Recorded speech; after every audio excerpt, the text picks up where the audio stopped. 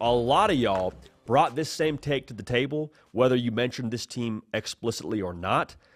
In 2025, can you buy a national championship? 2025 and beyond is maybe a better way to say it.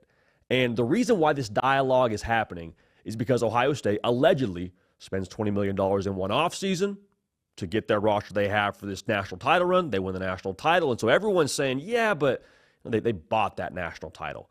So this segment, it's kind of framed towards Ohio State. But really, I mean, if you're a Florida fan, you're a Miami fan, you're an Arkansas fan, you're a Michigan fan, whoever you're a fan of, this is sort of an all-encompassing discussion for us to have as to the current state and future of college football. Let's reframe this. Everyone is saying after this national championship, not everyone, a lot of people are saying that Ryan Day and Ohio State, the reason why they won the national championship is because they had more money and they bought themselves a national title. And to some degree, I think this is maybe some copium. Like what we say on this show is like bitter people do bitter things. Like if you're upset about Ohio State winning the national championship and you're a Big Ten opponent and you don't think they should have done it, like I can't help you. What happened on the field happened on the field. But there's another portion, I think, of the college football public that genuinely feels this way of, hey, this is not okay where you can have more money than everybody else, put together that roster.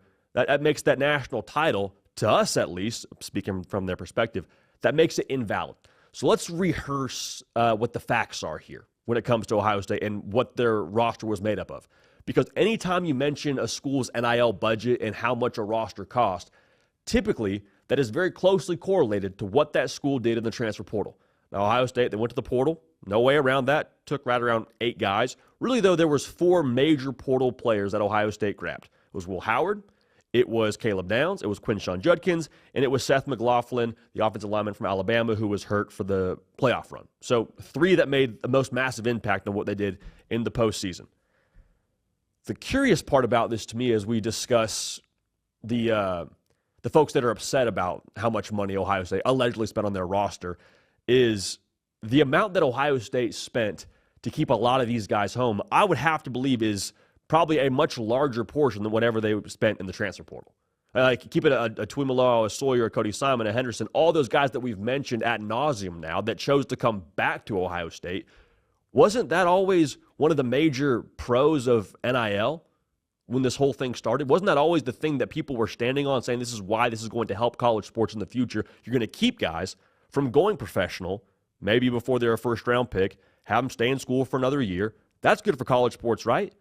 But now we're in a point where Ohio State did that at a really high level, kept elite dudes on campus for another year before going pro, and we're all saying, I say not all of us, but a lot of people are now saying, Ohio State just bought them, just bought that roster. More money, less problems, more national championships. Like that doesn't compute to me. You can't sit here and say how much of an issue the NIL world is and then also say it's a good thing for guys to come back because of NIL. Like those two things don't compute. Here's the other part of this. If it hadn't worked, and in cases where it hasn't worked in the past, because Ohio State, they spent a lot of money allegedly, other schools definitely across college football have spent a lot of money as well. Whenever it doesn't work, and the NIL situation seems to blow up in a school's face, a lot of people are very quick to point out and say, see, bad culture, see, poor coaching. Hey, they didn't know how to evaluate in the portal and get the right guys. Like Ohio State now, because they had success with the way they used NIL and the way they put together this roster, nobody wants to give credit to Ryan Day or to the powers that be around Ohio State that kept these dudes here and that evaluated what they evaluated in the portal and going and grabbing Will Howard. Now, Will Howard, when he was in the transfer portal, there was a lot of people from Big 12 country and alike saying, I don't know if he's really an upgrade for you. Like, he might just kind of be Kyle McCord 2.0. I don't know. He wasn't really all that great at Kansas State is what some folks were saying. And obviously now as he sits here today with a national title ring on his finger, that was in fact incorrect.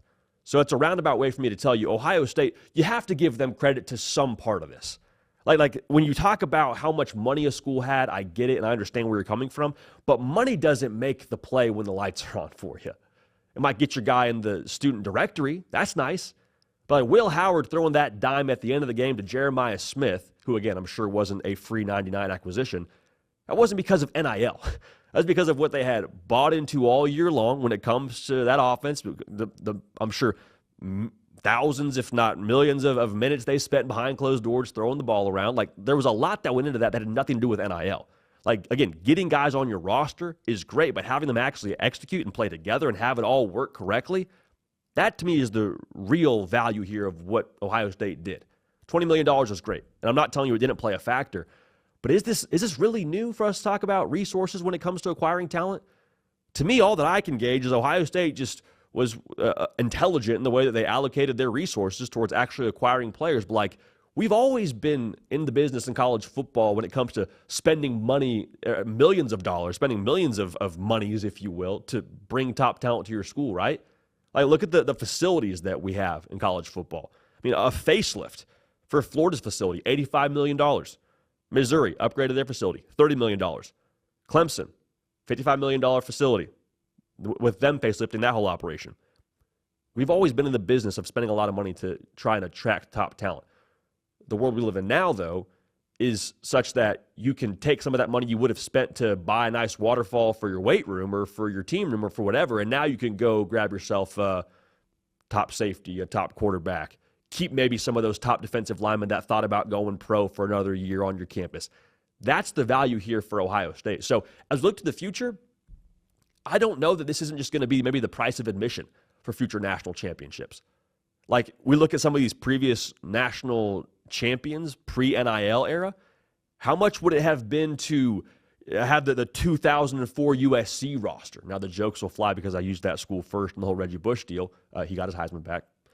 2021 Georgia. Like, how stacked that defense was. The records they set. You don't think that defense might have cost a pretty penny in the NIL era to have on your campus consistently? Those old Bama teams. This is going to be the world we live in going forward.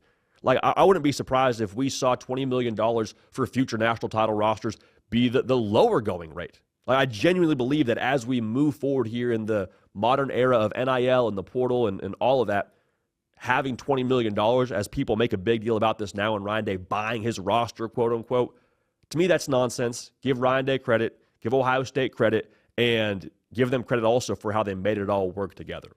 So if you have issues with Ohio State allocating resources in an intelligent fashion and having good cohesion from the staff to the powers that be to the rest of the roster to accept some of these new pieces and to bring some of these guys back, I can't help you. I can't help you. So can you buy a roster that wins a national title in 2025 and beyond? Potentially, but money is not going to be the end-all, be-all going forward, and I don't believe that was the case for Ohio State as well.